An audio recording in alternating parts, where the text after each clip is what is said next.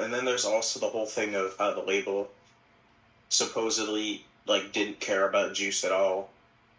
I mean, there is good evidence behind that. There was a video of Allie saying that they wanted her dead and that they didn't expect her to make it out. Yeah. And that she's hiding information about the days before his death and the day of his death. I mean, there's very possible gang affiliation of they were transporting drugs for No Limit, which is the gang that Bibby was in, and that, you know, they didn't really want him around anymore, that they would have made more money off him dead than alive because he was spending so much time in the studio just recording and, like, not songs that he was actually going to drop. Because, I mean, there's a notable example. He made a song for his friend who had died. He got shot. And I'm assuming gang-related activity. And one of the lines he says, "I'm not going to snitch about it. This song ain't coming out." So there are songs that he fully knows he's not going to release. And I think it was just the point where he was just spending too much time recording and not going on tours or engaging with the fans enough up to their standards. That kind of like goes to what I was gonna say though, is the fact that like he was making all these songs and like that, you know, there's a possibility that he was worth more to them like dead than alive, like you were saying. Like, wouldn't that mean that they're gonna drop more than fucking 3 albums after his death? Because what you were saying is, I understand what you're saying, is how like the public conception of like, oh, they're just milking his name, like that is important. But if you look at I feel like X is a perfect example. How they handled X's releases, because X was nothing like Juice as far as how much music they would make. X did not have even half as much songs finished as Juice did in the vault. And like X would sort of work on songs until it was ready to drop and then make the album and then go to the next one. So it was really obvious when we saw them release all these fucking X albums how none of the songs were even finished. And the difference with Juice is like he has so many songs that are just finished, like they're finished, where like they could drop at the very least like fucking 5-6 albums before they even start to even get near that being like a thought of being the public conception of, oh, they're milking his name, because they just have more to work with, you know what I'm saying? Well, the thing is, it also has to do with execution. I mean, the past couple of, Fighting Demons, commercially, essentially flopped.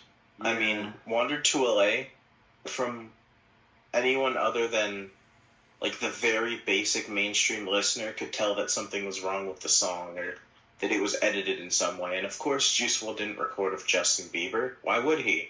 Mm-hmm. There's a lot of milking, and BTS wasn't on that other song. Recently, the original version of Girl in My Dreams leaked without BTS. It was just an open verse song. But that goes back to, that's not the mainstream, that's Juice's fans complain about it. So if it's not really at that point even. A good example is Anthony Fantano. He listened to Wander to LA and he shat on the song because he could tell that it didn't sound right. Okay. It had been edited in some way. The mixing was bad. The way the beat sounded was not how it should.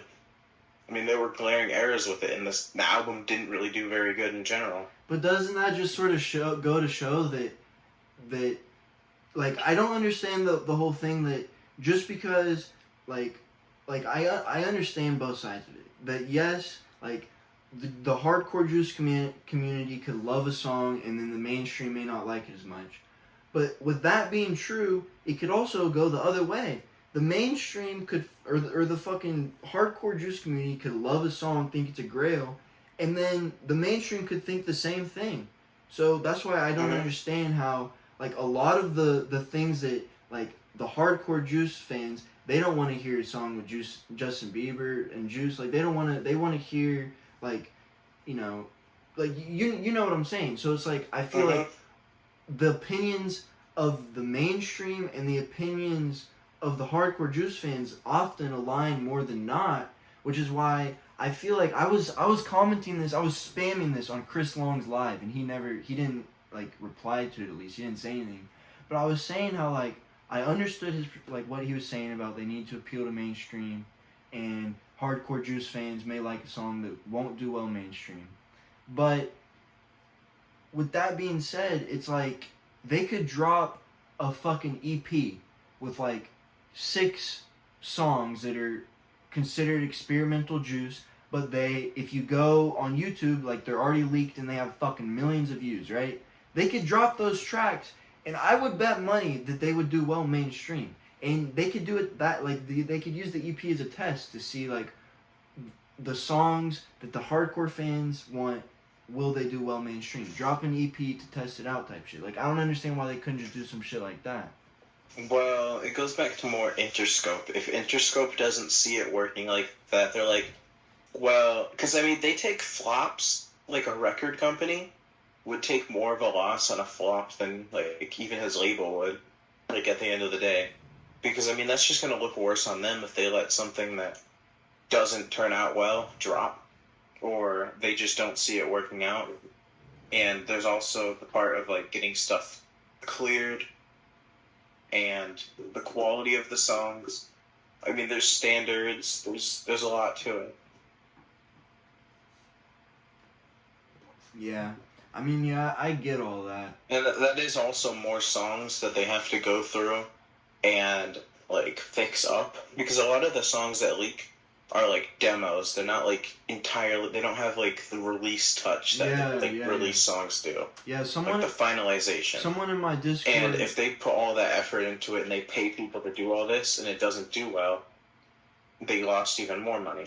But they still have to pay those people. Someone in my Discord was sending me like something called like magical edits, but it was basically where they take the leaks and like sort of try and put the finishing touches on it. But that's not really the same. That's like a fan-made edit. Right. That's just made to kind of give the song like a different vibe than it was intended for. Yeah. Yeah, no, I know it's not the same, but like... It's just kind of like to give it a dramatic flair, like for people who are into that type of music that has like different things done to it. Like, they're all different, so I can't really explain specific characteristics. Yeah.